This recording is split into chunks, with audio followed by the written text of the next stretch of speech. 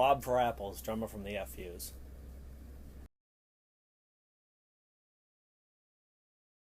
It was either the Clash or the Ramones. I can't remember which was first. They were pretty close to each other. The Clash, I saw them at the Orpheum, and the Ramones, I saw them down on Nantasket Beach. I stood in front of Johnny, and I was like, how can anyone play that fast? Jake Phelps. He was the biggest hater in the pit. He was out for blood. Every show he was in there trying to hurt people.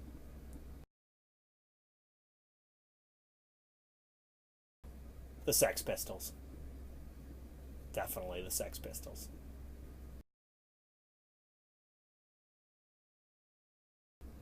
D.O.A. Hardcore 81.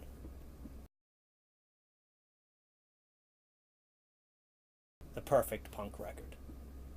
Because every song was so fast and so quick and so good.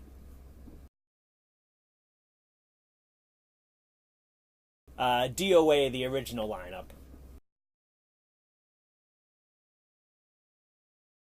With Chuck Biscuits on drums, Greg, Joey, and Randy. That was my favorite.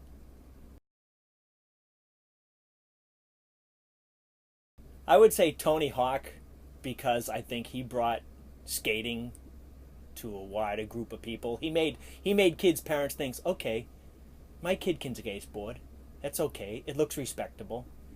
You know, I think probably his influence probably helped a lot of towns build a skate park where they wouldn't have. Chuck Biscuits. No question. That's who I wanted to be, even though he was younger than me. Because he was so fast and he was so all over the place on his drum kit. And like when he first started playing, I think he was like 14 years old when they recorded their first record, and I was like, how can someone that young play that good? And I wanted to try to emulate him, but I could not get his style. His style was so free and busy, and he was just all over the drum kit all the time. And I thought he was the best until I met him. We took him rat hunting when they were playing here in Boston, and he was like, dude. And I was like, oh, are you high or something? You're my idol. The one I built back in the early mid-'70s, me and my brother made our own skateboards out of door frames and old metal roller skates. And we would skate down the hill until we melted the wheels off, and then we'd go build a new one. And we would paint them the way we wanted to, and we gave them names, although I can't remember what any of the names were. Misfits at Irving Plaza. I didn't really know anything about the Misfits, so I took a trip down with a bunch of kids from Boston. And when the Misfits came on, I was totally blown away. It was like Creature double feature set to music. And at one point, Jerry Only was down in the pit playing, and they had this bodyguard. He looked like Mr. Clean. Just walked over and just picked him up with two arms and put him back on the stage. That was the best show I've ever seen in my life. I'm thinking maybe Minor Threat played too, but I don't know. It's kind of fuzzy. All I know is like I was in awe when the Misfits played. I was like, holy shit, this is it.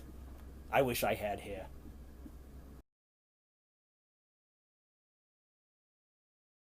Do what you love and love what you do.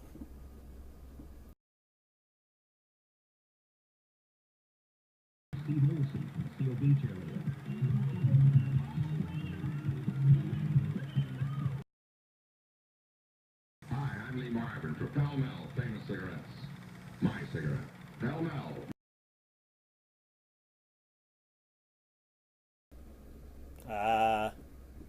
D.O.A. Something Better Change.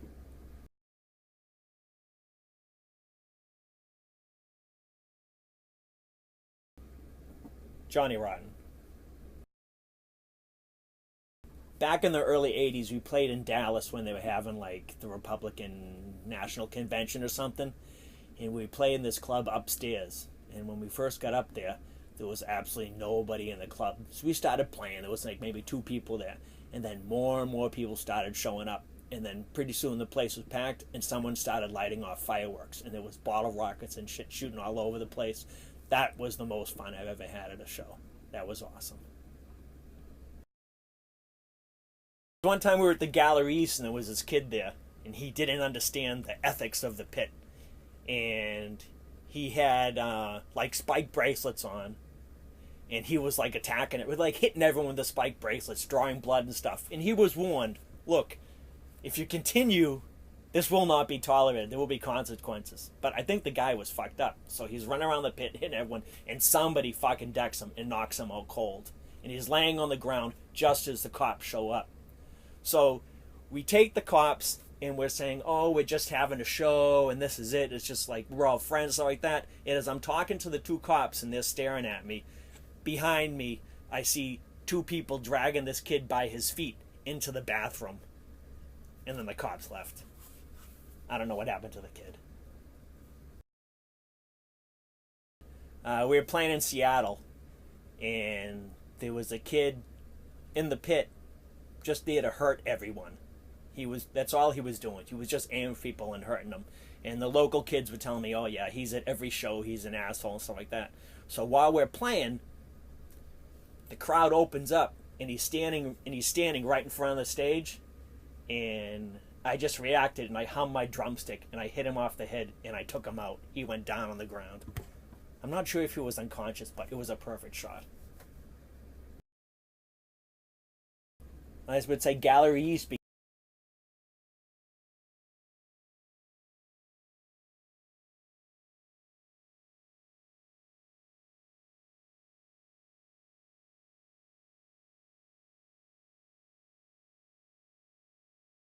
because you could get away with a lot of stuff there. There were no bouncers in Gallery East. Gallery East was like the epitome of what the DIY scene was all about. I would say it was a toss-up between DYS and Jerry's Kids. Those were our friends, and those are the two bands that I love the most. We were playing in New York one time, and I was just outside before we played, and I'm walking down the street, and I hear like sniffing, and I turn around, and there's this black chick with the skirt and this frizzy hair, and she's sniffing my ass as I'm walking down the street. So I run into the club, and the club is upstairs, and I go to the guys, oh my god, this fucking girl was sniffing my ass. And we were all laughing about it. So while we're playing, the pit separates and stops and spreads like the Red Sea. And she's laying on the ground masturbating as we're playing. That was fucking nuts.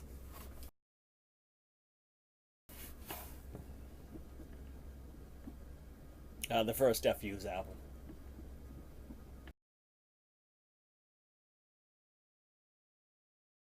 Okay, I was friends with Pushead through the mail. We would just send each other flyers all the time. And this was before anyone knew who he was. And so, saw some of his drawings from some of the shows that he would make flyers of. And we asked him, hey, could you do our first album cover? We kind of want, like, Jesus with a machine gun in a graveyard. And he made it for us, and he gave it to us. And that is, like, one of my favorite drawings of all time.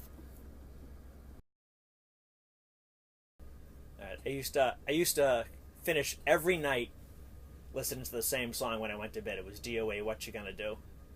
And the stereo was on the other side of the room, and I had this really long cardboard tube.